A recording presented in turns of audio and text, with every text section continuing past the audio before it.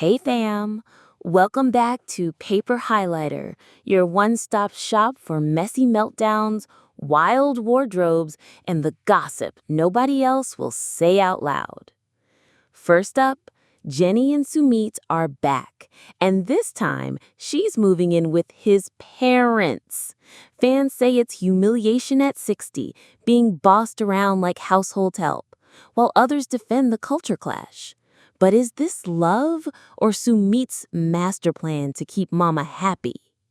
Meanwhile, Adnan shows up to the hospital in a full suit, pocket square and all. Viewers are roasting him as chauffeur dad, but his wife's genuine laughter turned the moment viral. Sweet gesture or total cringe? You decide. Next, Tim, usually calm and collected, loses it big time, smashing the set and knocking a screen to the ground during his feud with Usman.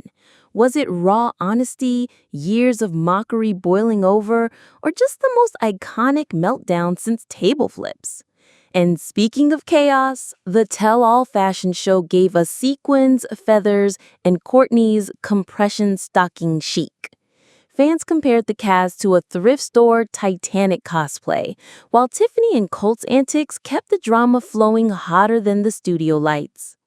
And finally, every show needs a villain, but Carlo flopped. No charisma, no flair, no exit. Instead of stealing scenes, he bored fans into oblivion. Online, he's already crowned the dustiest one-season wonder reality TV has ever seen. So buckle up, hit that like button, subscribe, and tap the bell, bing! Because this ride is just getting started. And up first, Jenny's tearful move into Sumit's family home. Grab your popcorn. It's a culture clash explosion. Jenny and Sumit are no strangers to drama, but this season's twist cranks the tension to a whole new level. Jenny moving in with Sumit's parents. And let's just say, it's not the fresh start anyone expected. Cue the dramatic sighs and side eye because Jenny's face when she walked into that house? Priceless. The premiere paints the picture. Jenny, who's built her entire persona around independence, now finds herself under the same roof as her mother-in-law. And not just any mother-in-law, this woman is younger than Jenny and more than ready to make her life miserable. Viewers wasted zero time jumping online to dissect the situation. One fan nailed it in a meme. Jenny's 60 years old, but suddenly a teenager grounded in her own house. Another joked that she's basically been downgraded from wife to household help. And honestly, watching her shuffle around the kitchen while her mother-in-law gives orders, that humiliation hits hard. But here's where it gets juicy. Some fans say Jenny knew exactly what she signed up for. In India, it's common for married sons and their wives to live with and care for aging parents. For Sumit, the eldest son, this isn't just a lifestyle, it's an obligation. His role is clear: parents first, wife second. And that's where the culture clash really explodes. American audiences can't wrap their heads around it. They see Jenny, who's lived decades on her own terms, being forced into a role she never imagined. Still, not everyone is screaming disaster. A smaller group of commenters defended the setup, saying Jenny might be surprised at the perks of living in a joint household: extra help, built-in family support, maybe even some financial relief. One fan optimistically wrote, Jenny's about to find out that two women in one kitchen can either clash or actually thrive. But the majority aren't buying it. They see Sumit's move as manipulation, plain and simple. Mama's boy strikes again, one Reddit post read. Another said Jenny is in a no-win situation because the second she pushes back, she looks disrespectful. And that's the kicker. Jenny's damned if she does, damned if she doesn't. And, of course, the internet being the internet, the conspiracy theories rolled in. Some fans insist the storyline is pure producer fiction, that Jenny would never agree to live with her in-laws if it wasn't for the cameras. One comment read, "They had to cook up something fresh." Others went even darker, suggesting Jenny's finances, or lack thereof, forced her hand. Remember, she's been the one supporting Sumit for years. Could moving in be less about family and more about survival? Either way, the tension is real, and the fandom is split right down the middle. Jenny's supporters see her as a victim, an older woman dragged into a humiliating setup she didn't deserve. Her critics, they think she's been warned 1,000 times and she walked right into it anyway. The vibe in the comment section was summed up in 4 words: run, Jenny, run. And let's not ignore the emotional undertone. Watching Jenny cry, "My life is over," isn't just reality TV melodrama. It's a gut punch. After years of culture battles, visa nightmares, and public humiliation, she's landed in a place where she feels like a stranger in her own home. Fans are now asking the million-dollar question. Is this the breaking point that finally sends her back to the US? Or will she, against all odds, carve out a space in Sumit's family that doesn't leave her in tears? Don't touch that dial, because if you thought Jenny's tears were dramatic, wait till you see the hospital fashion moment that has fans crying with laughter. Yep, we're heading straight into Adnan's unforgettable suit and tie spectacle. What do you wear when your wife's about to give birth? If you're Adnan from 90 Day Fiancé, apparently the answer is a tailored suit and a pocket square. Yes, while most dads are fumbling with overnight bags and phone chargers, Adnan walked into the hospital dressed like he was headed to a yacht party, and the internet cannot stop laughing. Let's set the scene. Tiger Lily is in the hospital, nerves high, bags packed with all the essentials, and a few not-so-essentials like multiple bottles of designer perfume. In walks Adnan, calm, collected, and decked out in a crisp jacket, matching slacks, and that perfectly folded pocket square. The contrast was instant comedy gold. While his wife cracked up in genuine laughter, a rare sight that fans loved, viewers online went wild. Twitter, Reddit, TikTok, you name it, memes started dropping faster than the baby itself.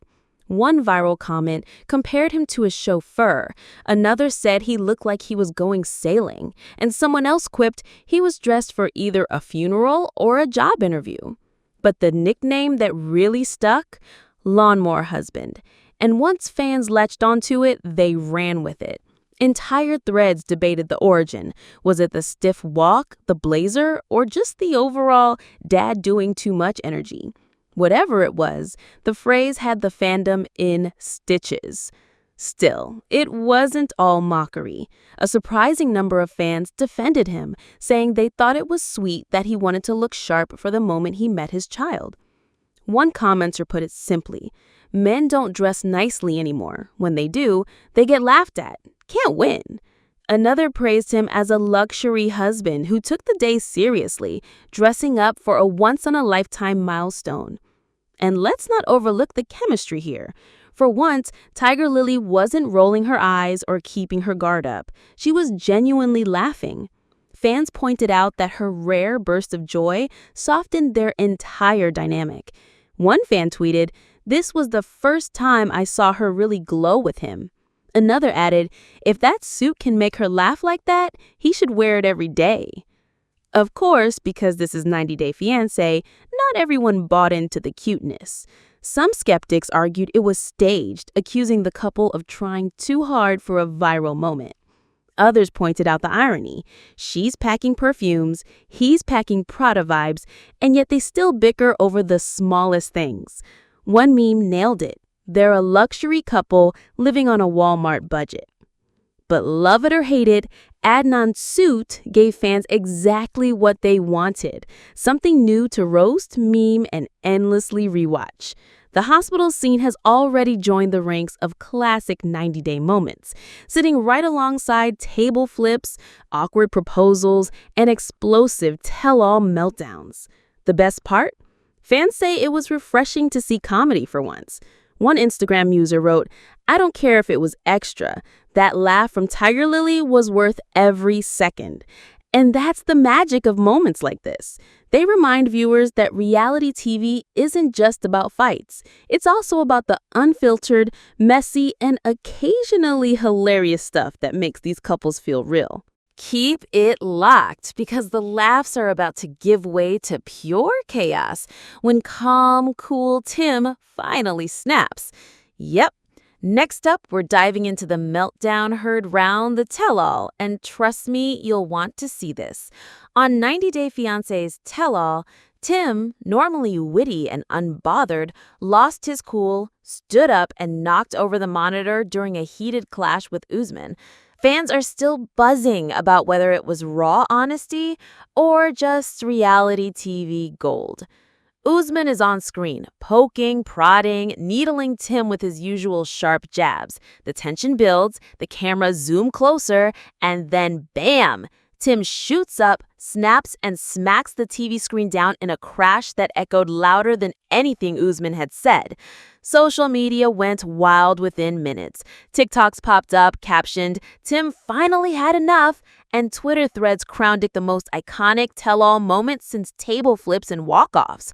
Some fans couldn't stop laughing at the absurdity of Usman still talking through the monitor as it lay sideways on the floor. One viral comment joked, "Usman said, 'You can knock me down, but you can't shut me up.'" But others came rushing to Tim's defense. "He's human, he cracked. Who wouldn't after years of being mocked?" one fan posted. And that's the deeper layer here. Tim has always carried baggage. His sexuality, his fashion choices, even his eyeliner. Fans and castmates alike have used them as cheap shots. Some say this wasn't just about Usman. It was about the years of whispers calling him too feminine, secretly gay, or not man enough. And then, as if the screen smash wasn't enough, the fandom dug up the infamous eggplant story. Yes, that rumor, that messy, lingering gossip suddenly resurfaced. Threads lit up with people saying, "Well, now we know why Tim's really angry." It was shady, it was salacious, and it reignited every old debate about who Tim is and what he's hiding. But here's the twist. Instead of dragging him down, this moment may have cemented his place as a fan favorite. In a sea of cast members who fake drama for airtime, Tim gave us something raw, something unpolished, something undeniably real. The comment section erupted with love. "Love Tim, he's authentic, the best catch there is." To them, that screen crash wasn't weakness, it was proof he's done playing nice. Even the memes leaned in his favor. One showed him standing over the fallen screen with the caption, "Respect yourself enough to disconnect the drama." Another joked that the monitor had finally heard enough too. And you know a tell-all moment has gone viral when even people who don't watch the show are reposting it for the chaos factor. Still, the debate rages on. Some argue Tim went too far, crossing the line into violence. Others countered that it was harmless. No one got hurt. And if anything, it was Usman's constant provocation that pushed him there. The split is clear.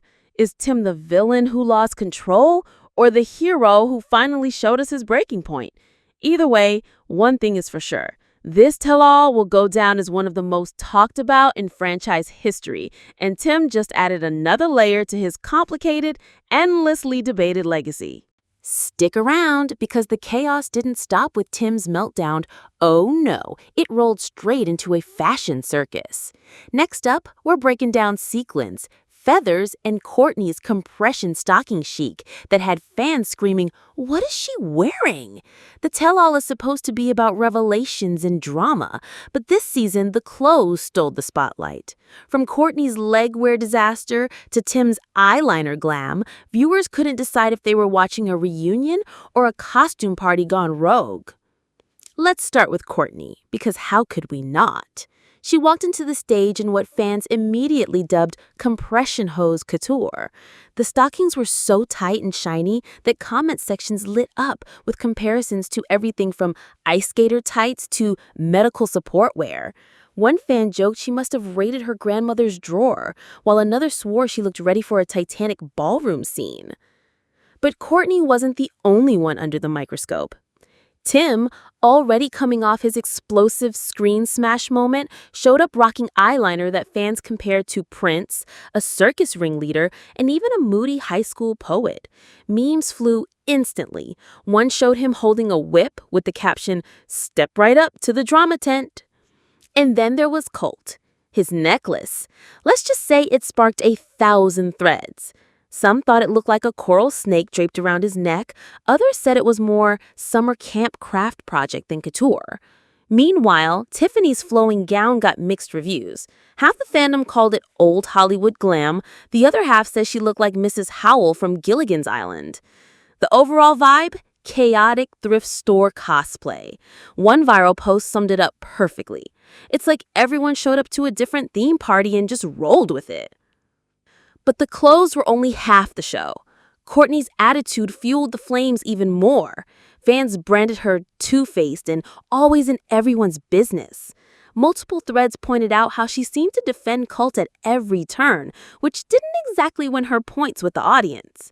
Tiffany, meanwhile, split the viewers right down the middle. Some praised her raw honesty and called her the emotional anchor of the tell-all.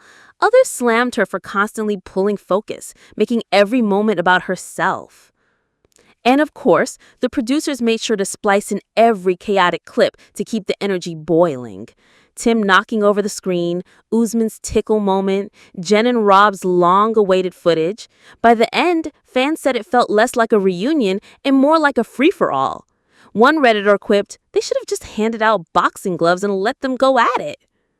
The funniest part, the audience seemed to love the mess.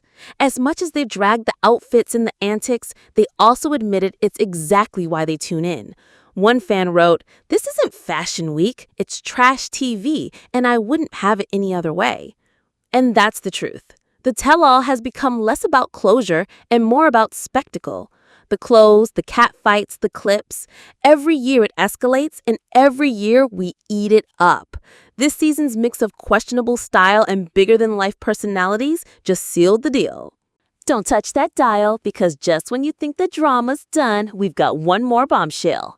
Up next, the so-called villain, Carlo, proves that being boring might be the biggest reality TV sin of all.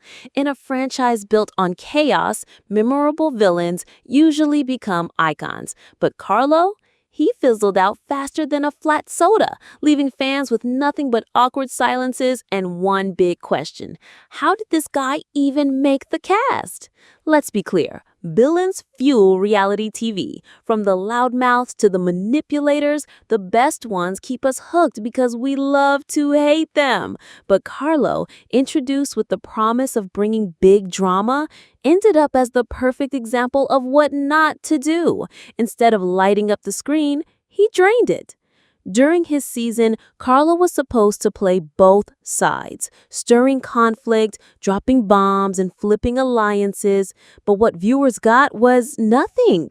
Flat delivery, zero spark, and the kind of awkward body language that made every scene feel like a bad rehearsal. Social media dragged him relentlessly. One fan joked, "This man couldn't villain if you gave him a script and a cue card."